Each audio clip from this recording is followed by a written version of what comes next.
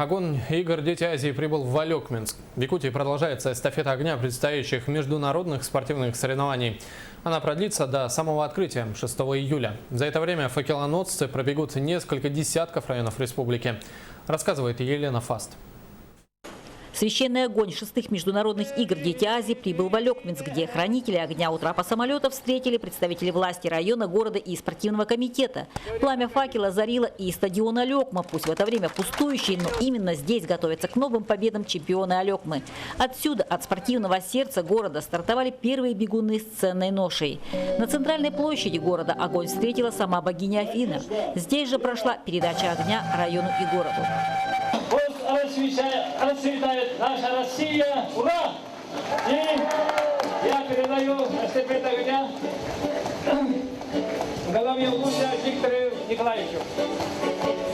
Передача огня происходит с соприкосновением эстафетных факелов.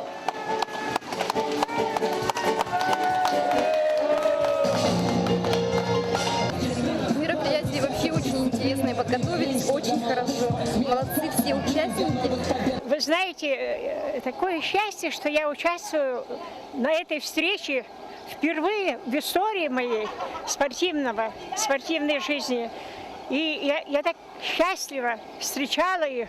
На старт к пробегу по району до границы с Ленским районом вышла команда алекминчан.